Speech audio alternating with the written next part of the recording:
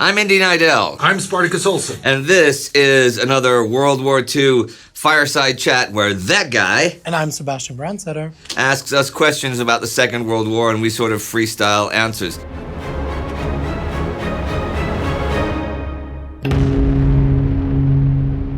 Now, from what I understand, we're picking up sort of where we left off. So this is the summer, fall, 1940-ish. Yeah, exactly. We'll see where we go. Exactly. All right, cool. Shoot. Yeah. So the first question is about Belgium. Okay. And Yay! it goes something like this. Why did the Belgian king order his troops to stand down? Was he a coward or is there more to it? Well, there's much more to it.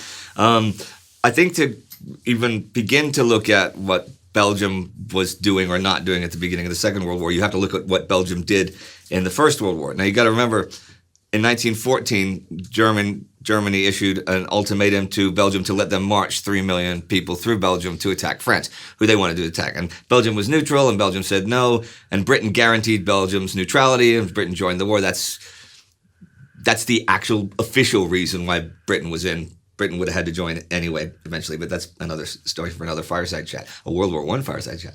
But, okay, so then the next 4 years after that, 95% of Belgium was occupied. You know, they flooded the Yser and the Yser Canal and stuff, and a lot of the land was destroyed. It was a horrible time for Belgium. They were still neutral. They didn't actually officially join the Entente until 1918. They did some fighting in 1918. The king, he didn't want that to happen again. That's a really short reason of saying that. Yeah. That was a horrible time, and Belgium was still neutral, And then there's another side to it, of course, and that is that by the time Leopold wants to get out of the whole situation, he's pretty much a victim of the Allied cluster in France. Which we had a whole World War II episode. I think it's the May 25th, 1940 episode, which is a really good episode. You should watch that. And we talked about it in the last Fireside. We did, that's right.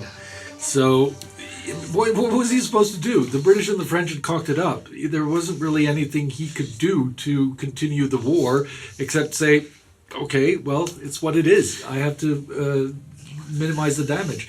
Because the rape of Belgium that Indy just talked about, that's what it's officially called. Yeah, the first couple of years, yeah. Is one of the most horrid stories of World War I, and that says something. And this was a neutral country again. This was not a country that Germany was pissed off at. And it remains to this day one of the worst atrocities committed during the actual fighting in a European country. So, there's a lot of, and it's not that long ago. No, it's still 1940. I mean, 9/11's longer ago now than that was. But also, remember, and I know we touched on it when we were talking about the Maginot Line and stuff, when the French were building their defense system from the Channel down to Africa, it was along the French border, and Belgium's like, so wait, we're going to be excluded? What if Germany attacks us again? So there was that whole controversy then between where to defend and how to defend and where not to defend, because why would France want to spend millions and millions and millions of francs building up along the Belgian border and stuff? So yeah, there was a lot at play there.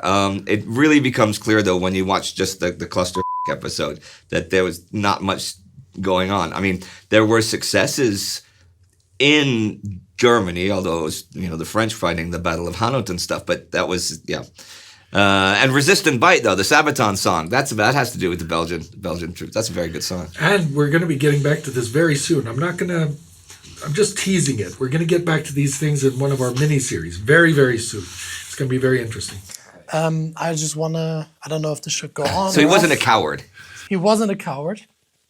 Just one thing, I don't know if it's going to be in or out of the episode. I think that the Belgians actually said no when the French proposed building the Maginot Line on the Belgian-German border. I mean, I don't know if all of the Belgians said no, but the Belgian government said no. So there was a real issue before the war, during all of the preparations for war, how ironic that is, you may deduce yourself. And the Belgians were really, really worried about taunting the Germans, right, and putting up the semblance of a defense at a time when they had felt that they had buried the hatchet, or should at least have buried the hatchet.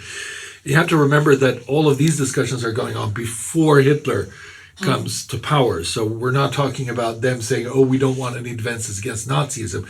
We're talking about them we don't want to defend any defense. It's in the 20s, really, Yes, right? and here we also have the experiences of the occupation of the Rhineland, where Belgium was pulled into that story by the French, and it didn't turn out well for them on an international political level. Geopolitically, that was a really big mistake, and they ended up in the straits with that. And also, Indy's words, history doesn't happen in a vacuum.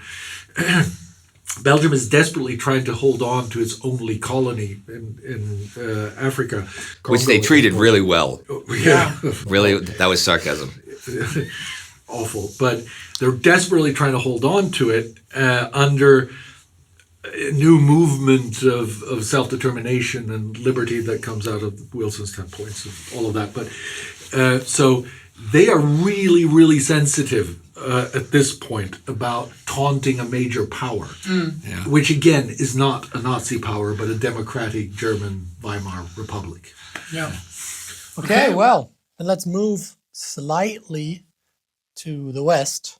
Okay. Let's talk about the Battle of Britain. The Battle of Britain, okay. Battle of Britain. So sure. You're a fighter pilot in 1940. I'm a fighter pilot in 1940. I'm a fighter pilot too. You gotta exactly. You gotta pick. I think we have British accents then. No, we didn't say we're British. Not yet. Fighter pilot. What country? It doesn't matter what country we're from. German. No, I'm. Well, you can. Let me pick just up ask the question. We're fighter pilots from anywhere. You can pick your plane though. That's the question. What's your plane of choice? Is it the Bf-109? Is it the Spitfire or the Hurricane? Okay.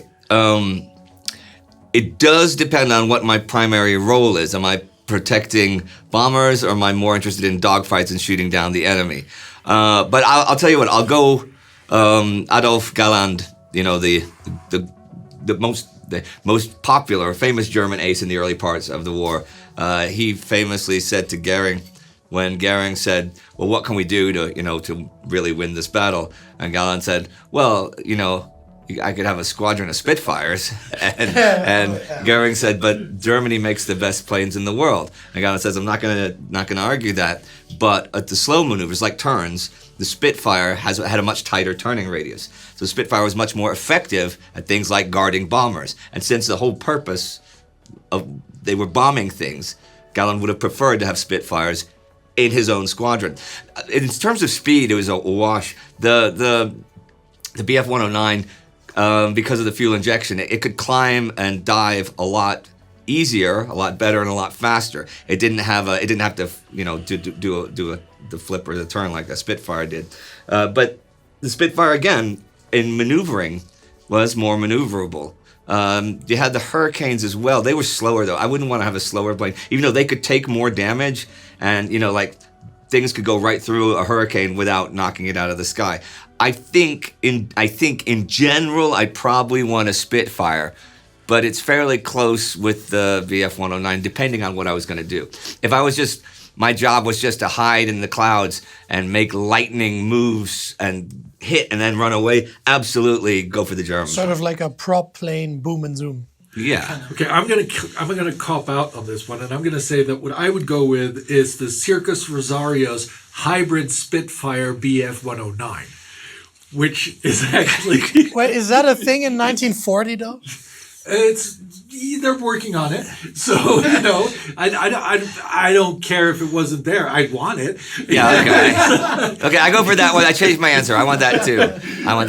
It's actually a pretty cool story. We've covered it. Astrid and Anna covered it actually when they were talking about stolen airplane technology in one of the. I still want it. It's 2025, and I want that plane. Because what they did was basically they took a captured Spitfire and they took a Bf-109, and then they took them apart and they took all the best parts of the Bf-109 and all the best parts of the Spitfire, and they put it back together into this hybrid monster of a plane. And it outperformed both. You remind me of, this is a complete sidetrack. When I was a little kid, my little brother Nick, right? Yeah. He had his action figures. They were the bigger ones, back in the 70s, right? And he would have Hulk and Spider-Man and Batman and stuff. And they were held inside with like the right, rubber the bands little and strings. hole and rubber bands. Yeah, to hold the limbs on so they could move. Like a and he ball would, socket. but he would take them all apart and he would put them back together with like Spider-Man's arms on the Hulk's body, different legs and stuff. They were really cool. That was his thing. Was he was making Spitfire 109s. So your brother was like the Dr. Frankenstein of action figures. Yes, yes, he was. That's for you, Nick. We settled what plane you'll be in. Yes, I'll be in the Right. Spitfire. And I'll be in the Spitfire 109. Yes. When the Luftwaffe started bombing England, right? Why don't the English just go ahead and bomb Germany? Well, the Luftwaffe are bombing England from bases in France and Belgium. Germany's a lot longer away. It's a lot further to fly. You've got to think about fuel. You got to think about fuel for fighter protections. Like even Luftwaffe planes were complaining that their escorts, that their Messerschmitts were turning back, but they couldn't go that far. They needed fuel to get back home, especially if they'd been in a dogfight. They had to turn back. It'd be a lot more fuel to go all the way to Germany, all the way to Berlin, especially. Maybe you go to Hamburg or something, but you know. So this is a book with 7 seals. You see, and I'll try to keep it as short as I can because it is very complicated. But let me start here. In 1939, the British government, had a legal opinion issued whether or not it was legal to bomb civilian targets in any way, and the legal opinion came back unequivocal. According to 1899 and 1907 Hague Conventions, it was illegal, and also, the British had been driving towards making it clear that even if the bombs were dropped from a plane, it was illegal. They had been driving for that with the League of Nations. Well, but to be fair, the first couple of months, like in July and August 1940, the Germans were not bombing civilian targets. I mean, the first bombing of London was semi-accidental. It wasn't until September when it was intentionally the cities were in charge. They were bombing installations. There was no reason or rhyme to it, but they were trying to anyway. But to also clarify there, and I have to clarify, although you are completely correct, that doesn't mean that the Luftwaffe had not been bombing civilian targets, because they had in Poland, and they started, but I'm talking about here. No, I'm just clarifying because other people go see the British started bombing, and the that's Stukas not in the Poland. case. So, yeah. Yes, they were bombing and actually even strafing civilians via Lund and other places in Poland. In Also the first in days. France. Yeah, lesser degree. That's a complicated situation. Poland was part of the Slavic plan, really. That was a different. The strafing in France, that's a contentious and difficult issue, as is the bombing of Rotterdam. That's more the collateral damage situation than it was in But Poland. we're talking about the Battle of Britain specifically here. Yeah, But I'm just correcting that because it's not the same thing. But that doesn't really matter. So here we are. We have a legal opinion that says that it's illegal, and the RAF then have their own legal opinion issued, and it comes to the same conclusion. That one is even harsher because it says that even bombing civilian targets by mistake is illegal and could lead to personal liability for the people involved. Right? So the RAF issues a statement that says we're not going to do that. That doesn't go down well with some parts of the RAF, specifically Charles Portal, who is at this time head of Bomber Command. Who's our best friend. Absolutely. He's not really our best friend. So Charles right. Portal is head of Bomber Command, and we got Hugh Dowding, who's head of Fighter Command. Yeah. And Dowding was cool. Dowding was very Dowding was cool. So now we have to jump back even further. We have to go back to the First World War, where the two Hughs, Hugh Trenchard and Hugh Dowding, had a big falling out when they were both pilots with the RAF, actually founded by Trenchard, by the way. Trenchard is out of the picture. He's retired by He's retired by now. But they get into it during the war over one specific issue. Trenchard believes that one big blow, i.e. bombing, is the answer to defeating the Germans and the German Luftwaffe. And Dowding believes that surgical attacks and fighter squadrons is the answer to it. And as it turns out, during the preparation for the Battle of Britain, it is Dowding's view that prevails, and he sets up the Dowding system. So there are so many ways, in so many ways, Great Britain is not going to bomb Germany. Last bit to this whole complex is that they do try it for a bit during the Western Offensive. And it is an absolutely disastrous failure. They cannot hit anything. They have no effect in their bombing. And this this makes it's dead in the water. I mean, they do start bombing Germany back in September and October, of course. Yeah. But that's the beginning. But what about, we should mention Douai here. Yes. Because, in the 20s and 30s, the whole theory behind strategic bombing, should a war come, Douai, what was his first name? Was it Giulio? I think it starts with a G. Giuliani, I think. Well, whatever his first name was, Douai. He said that just 3,000 tons of bombs dropped on a city during war could end that war because it would demoralize the population to the point where nope, that's it. And everybody really subscribed to that. They're like, wow, when we come to the next war, I mean, certainly Not Goering. everybody. Well, Dowding didn't. Dowding didn't, but Goering did. So, And Portal. And Portal, because it seemed logical. 3,000 tons of bombs or pounds of bombs or 3,000 tons of bombs, 3,000 pounds of bombs. Dowding knew from the beginning that this was, and it never worked. Douai said never worked in any of the bombings. Yeah, it had the opposite effect. Yes. And Dowding was a subscriber already, like I said, from the First World War, that it's not going to work. It's just going to make people And angry. let's touch upon, because you've already thrown some names around. Yeah. The big wing debate. Right? Describe what the big wing actually is. And then what are your thoughts on Trafford, Lee Mallory, and Douglas Bader's big wing strategy versus Keith Park and Hugh Dowding? Big wing is assembling a bunch of squadrons together in a supposed overwhelming force and hitting the enemy all at once like that. It takes time to get the squadrons together. It takes time to launch all the planes, and then they all have to move together instead of more piecemeal. There's this big wing debate, and there's also using that as a means to get Dowding out so Lee Mallory could take over and could get the glory for being in charge of defending London instead of being inland and stuff. So those are two different things. You like to talk about the big wing debate? Go ahead, talk about the big wing debate. Sure. The big wing debate was based on, and I love his name, Balbo. He was an Italian Air Force chief, and it was him that thought that sending that maximum, that one thing, which Dowding did not believe in. That was the key. Portal did. That was the key to victory. Yeah. So, first of all, we have to understand, where does this debate come from? There's what I just told earlier, but there's also an event that happens right in the middle of the war, and that is Dunkirk. During Dunkirk, the RAF actually uses big wing to protect the forces, and it turns out, according to Lee Mallory anyway, that it was a less lossy operation than if they would have done it surgically. Which sounds great. But we don't know, because, of course, they only did that. There's no A/B testing here, right? They didn't try this for a few days and try that for a few days and see which actually works. So, Park and Lee Mallory were both at Dunkirk and both saw it. They were both involved in it. And Park felt that it wasn't very successful. Now, Park's ideas were very much based on the Dowding system.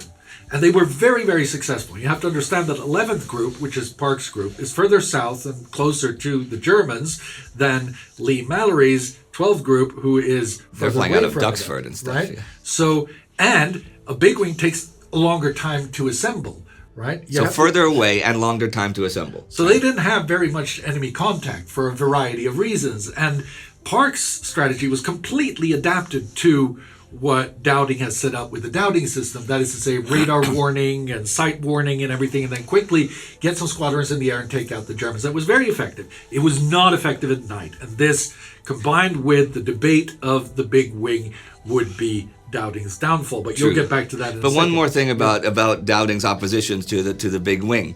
He thought it wasn't just that it took a long time to get organized and a long time to get in action. He thought once you put the big wing up, okay, let's zero up and you fight some Germans that come across, right? Well, the big wing eventually has to go and fuel. During that time, you can't send up another big wing because you've already sent up the big wing. And what if someone comes over then? Then everybody bombs. This means all of the situational reality that they find themselves in means that Lee Mallory and big wing doesn't really see that much action during the Battle of Britain. And they don't get the glory. Yeah, they don't get the glory. While as Park gets an enormous amount of the glory, and you see him basically defending Great Britain. They go further than that, though. It's not just that so they're not satisfied with that. What they go ahead and do, and this is really Bader and Lee Mallory and Portal doing this together, they start falsifying the data in order to argue that Dowding was irresponsible because the surgical hit strategy cost too many RAF lives, and that it was an irresponsible strategy that could have been done better with a big wing and all of that. And that added to the problems that nighttime defenses, and you can explain that. Okay. Now you also have to remember that the controversy is really brewing in October 1940. So the Blitz, the big bombing of London every day for a while, for 35 days before a break, has been going on then. And really the hero of defending London is going to get the glory, and that is going to be Dowding. That is going to be Park at the time. So the big wing debate is trying to maneuver to get them out, but it really comes to a head with the night defense. Dowding really believed that at nighttime, the fighters should be able to shoot down enemy planes using just instruments, using just radar instruments. They needed to develop that. And he submitted papers, and people said, nah, this is foolish. This is going to take too long, and we're in the middle of defending this. Now, when people wrote papers back saying, no, these won't work, there was one paper, it had like 19 points, and he just Dowding just looked at it and crossed off 15 of them and said, these are stupid. That got to Lord Beaverbrook, who was head of airplane production. And airplane production at the moment was very, very important because they needed as many airplanes as they could get. So Beaverbrook was pretty incensed with Dowding, like seeming to have a cavalier attitude. So this was the maneuver to get Dowding and Park out and to get Lee Mallory in. And this succeeded in November. They succeeded in removing Dowding and Park. Ironically enough, as they were succeeding, the first night planes shooting down the enemy using just instruments and radar was actually happening. I think the first was 1925. It was the Ace Cunningham, who shot down a German plane. It was a Junkers plane he shot down using only instruments, vindicating Dowding, but it was too late. So, and you have to put this into the context of production, as Indy said, and glory at the same time. So Dowding's strategy had led to not a diversion, had led to a focus of producing fighter planes. That was really what the big focus was at this time. Portal and Lee Mallory and eventually Harris, they wanted more bombers. That was what they wanted. And because if Dowding was now going to stay in glorious power, well, that would mean that we would continue producing Spitfires and Hurricanes instead of Lancasters and large bombers. And right? Spitfire 109s. Yes, of course, yes.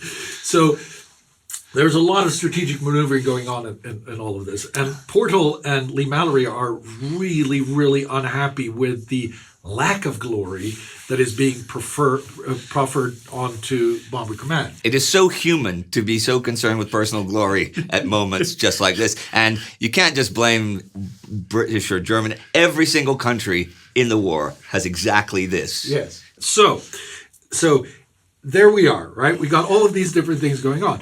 The sad part of the story, in my viewpoint, is that Portal and Lee Mallory were doing a great job, actually, during the Battle of Britain. Yeah. Because their job was to bomb the barges, destroy the complete capability of the Wehrmacht to actually carry out the invasion. Mm. So there is no reason to be peeved about who gets the glory or not, because it's a team effort, and they were doing great. I mean, it was all fine, right? It's just silly. Yeah.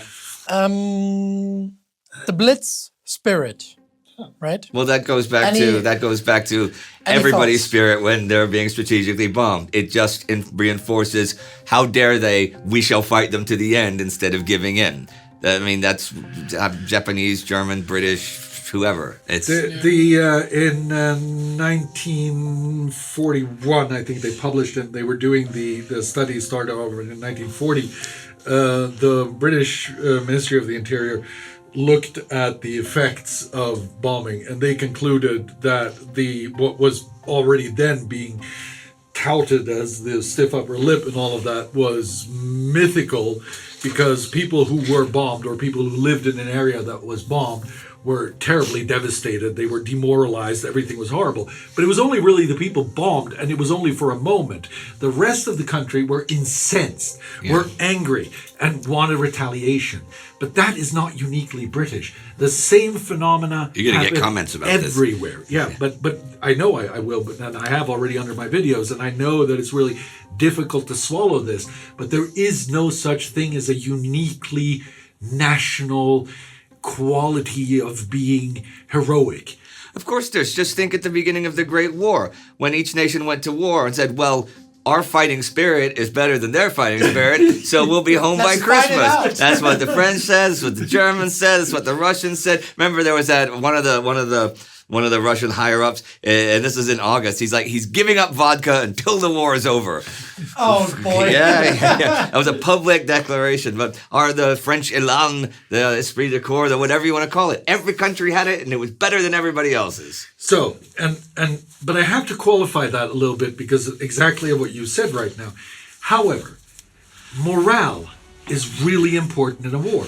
It's called the multiplying force factor, right? So, calling it the Blitz Spirit, saying that the British are especially resilient, especially brave and whatnot, is a really, really important part of the British war effort. That doesn't mean that translates to absolute truth. And it doesn't mean that it's not true for other nations as well, right? But there is no such thing as a unique spirit of one country or the other. We're humans. We react the same wherever we are. That's, I think, is the most important thing to remember here. Yeah, okay. Very interesting points. The Battle of Britain is often painted as like a relatively simple affair, right? The Germans come in, they bomb strategically important facilities, they sort of win for a while, then they switch to bombing cities, which gives the RAF time to recover, replenish, and then turn things around. There you go. Right?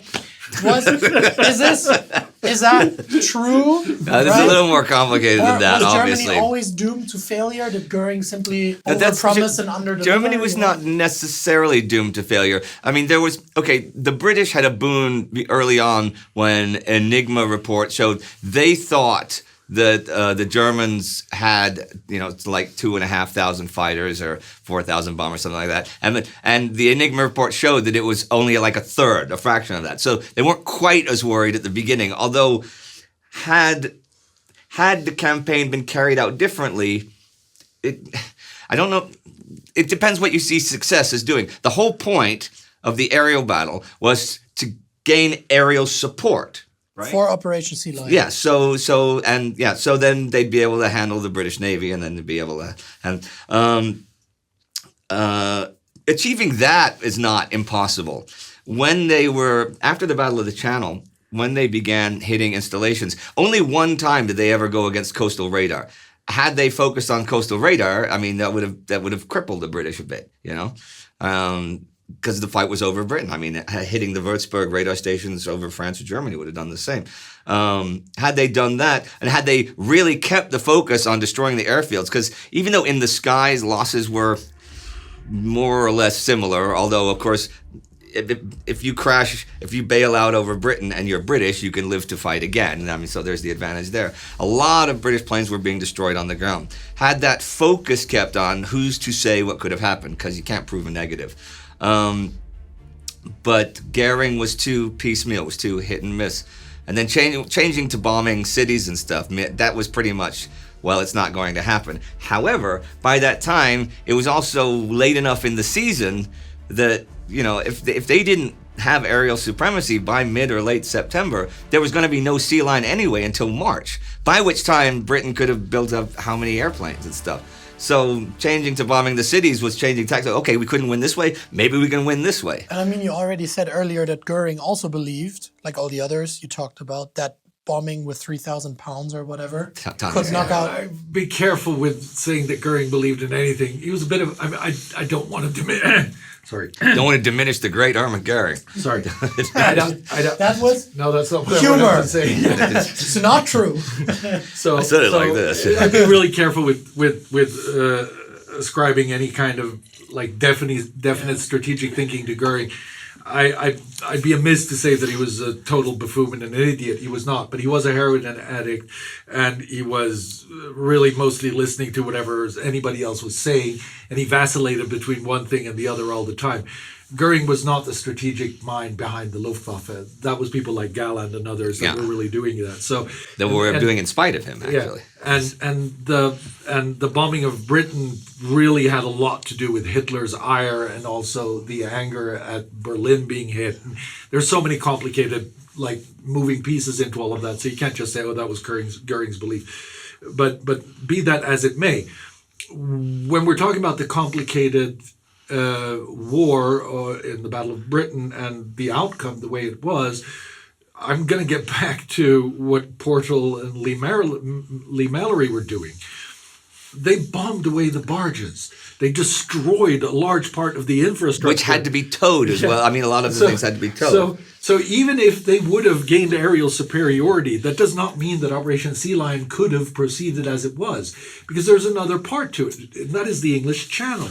Yeah. The English Channel needs to be under German control for this to happen, and it was neither navally nor aerially under German control. And Erich Raeder, importantly, and Hermann Goering could not stand each other, and they would be required to work together, which neither of them had any interest in doing such an invasion. Something that should be mentioned here as well, something which we didn't mention last time, we should mention.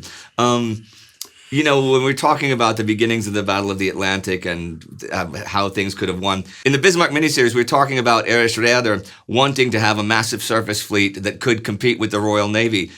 There was a possibility that he could have had that when with the fall of France and the French fleet. We saw the British fire on the French fleet at Mers el Kabir because they refused to surrender the ships. They blockaded them in places like Alexandria. There were a couple of French battleships stationed in Britain at the time were impounded. But we're talking a total of 8 battleships, a bunch of heavy cruisers, light cruisers, loads of destroyers, super modern destroyers like the Strasbourg and stuff. Had these ships been able to be transferred to Raeder's control, he would have had such a fleet. And that's something that deserves mention. I don't know where it deserves mention, but it deserves mention. Well, I think that's right here. Because that could have kept the British, had they had that as well, could have kept the British ships away from the English Channel. And that I mean, it does fit in here because we're talking about control over both in the air and on the seas of the English Channel. And I think one should really note what Indy just said, because it puts the bombing or the shelling of the fleet at Mers el Kabir into a completely different perspective. It's a very contentious issue. I know that it is, but if you look at it from a purely strategic viewpoint, that was the right thing to do. Even though Churchill and the British command said it was the most despicable act the British had done in military history, which may or may not be true, but it was, these are, Sure. Let's hear it. This is ourselves. This is Churchill we're talking about. Yeah, I'm just saying. We're almost done. There's just 2 more questions for the Battle of Britain. Oh, okay. And, that's all we're doing today is Battle of Britain, apparently. I think so. And don't forget about the Low Countries in the beginning, or Belgium. Okay, sure. Yeah. Well, it's all part of Britain. Okay, what's the next question? What's the next question? Henry V. What's the next question? So, never was so much owed by so many to so few, is what Churchill famously said about the efforts of the RAF during the Battle of Britain. Is that true? You can look at it a couple of ways. If you think that had Hermann Goering had a coherent strategy and focused on the radar stations or continued focusing on the airfields, then you could say that, the British success was owed to one person, was owed to Hermann Goering. So in that case, never has so you could say that, but I know that's not what Churchill meant. I'm fairly certain Churchill was not thanking Goering. Let us know in the comments if that's what Churchill meant. Remember, Churchill did say that if Hitler was invading hell, that he would at least make a positive reference to the devil in the House of Commons. So, but yeah, why don't you feel that the other way? Yeah, I'll feel that the other way. Well, okay, you can look at this in different ways. If we look at the people who actually made the ultimate sacrifice, which are the pilots in the air, then the answer is yes. right? But these pilots are part of a system. They are not fighting all on their own. They are fighting within a system of support. They are also fighting within a system of defense. We talked about it earlier, the Dowding system. And this involves hundreds of thousands of people. We're not talking about just Ground crews, mechanics, yeah, not just that. We factories. also have people on the watch. We have home defense units. It's a huge effort that goes into making sure that these planes get into the air and actually fight off the Germans. Also, you can't forget the AK gunners and All of that. stuff. So that's one end of it. And then if we stick with who sacrificed, who died, well, 70,000 people in total, not only in this period of it, but in total, died during the bombing of Britain. And their sacrifice should not be forgotten either. So if you look at it in view of the number killed and making the ultimate sacrifice for the national defense, then also it falls apart in my viewpoint. However, and I think that that's really important, again, as we were talking about the Blitz Spirit and stuff like that, this kind of propaganda is really important for the multiplying force factor of keeping morale up and respecting the bravery and the effort of the men who went into the air to defend the islands. I think it's a worthy way of seeing it. It's a very worthy way of seeing it, but on a technical issue, there is one person that never have so many, and the whole world owes Arkhipov their lives for preventing nuclear war, for preventing the nukes from being deployed during the Cuban Missile Crisis, during the submarine crisis. You'll have to watch our Cuban Missile Crisis series for that. For I think the entire world owes him a great debt of thanks. So technically Churchill was a little mistaken because Arkhipov, But to be It fair, was when after. Churchill That was said this, after.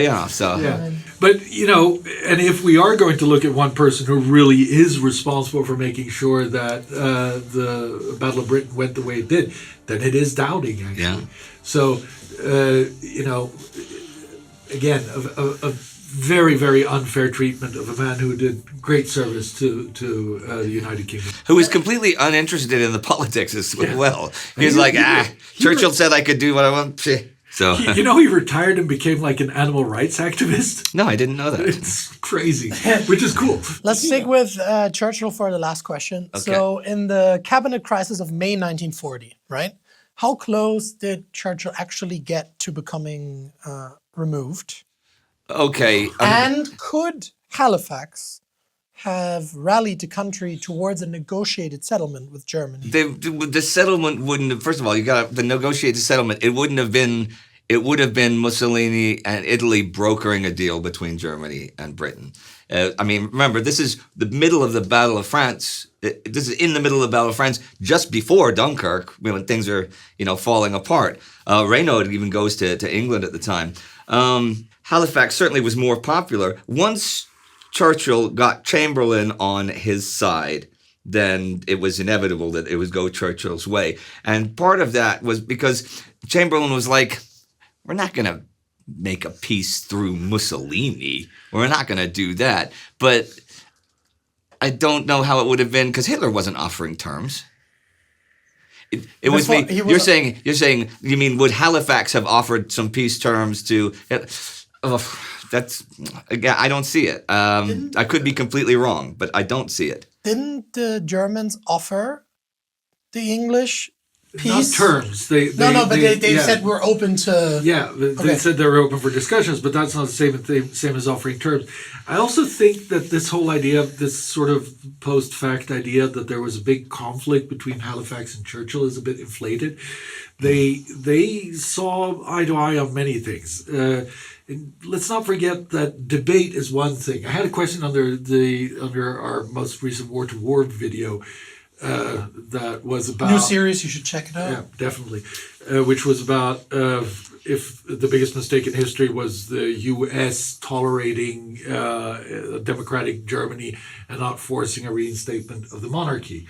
And I replied and I said, well, that's not really what happened. It was Germany who did that. And then the reply to that was that, yeah, but Churchill wanted a restored monarchy. And that's all great, but they don't really have anything to say about that, first of all, because you can't just decide for another country. Germany was not invaded at the time. They had no power to enforce anything in any way. But most importantly, whatever Churchill said, whatever Wilson said at the time, whatever Churchill said in 1940, whatever Halifax said in 1940, and so on, is part of a political discourse. This does not mean that they are able to drive that through what they said at that moment. It doesn't even mean that they mean what they said at that moment, because it's political debate, right? So we're testing ideas, we're throwing around ideas. And if you look at the proceedings in Downing Street during the whole war, right, you will find, and for that matter, in any government of the, except maybe Germany, where just one guy was screaming, but in all of the other parts, right, even in the Politburo in Kremlin, there is a discussion. Ideas are thrown out. Possibilities are thrown out. Some of them, they're done as devil's advocate. Right? So when somebody says, let's make peace with Germany, doesn't necessarily mean that they mean it. What they mean is, let's explore what it would mean to make peace with Germany. Right? Is it something we could seriously consider? And it comes back to this whole fallacy of a great man driving the effort, which is not even true for Germany, for that matter. Because Hitler wasn't a great man. No, that's not the reason. Well, he wasn't a great man, but it's not just that. It's also, this is a collective effort. Right? Any war is a collective effort. We have thoughts, we have ideas, we have plans, we discard plans, we do all of that in order to make sure that we know that we have done our utmost to test all possibilities and to discard any possibilities that might not work. But you test all possibilities. So Halifax arguing for peace with Germany does not mean that Halifax wants to make peace with Germany.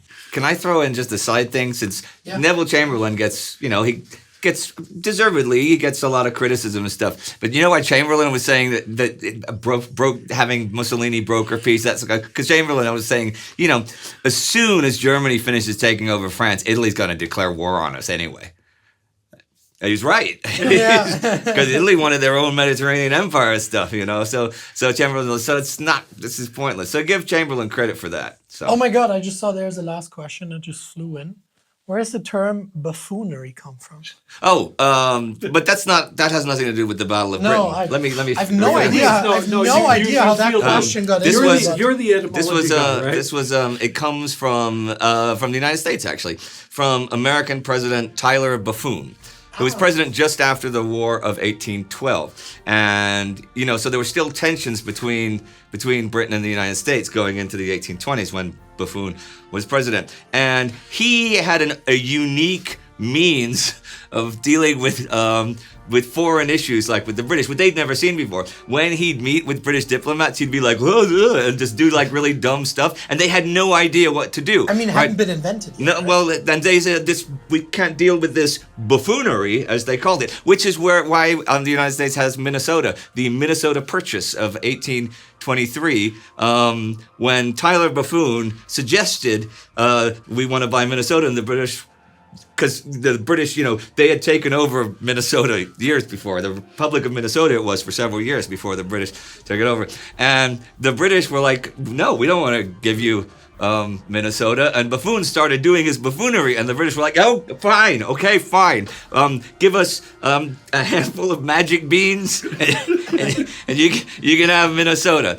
And those magic beans are in the Smithsonian today, actually. The magic beans of buffoonery. And so that's actually where we get the word from today. So before Tyler Buffoon, the world was a much more serious place. It was a much more serious place. There was no buffoonery. Okay. I think that wraps before it up for American today. President Tyler Buffoon. If you hadn't noticed, there's one question and one answer that isn't strictly speaking historically true. Maybe you can let us know in the comments which one we're talking about. Okay. All right. Well, thanks for today. So that was it for an exciting fireside chat. And we will see you all next time, right? Excelsior!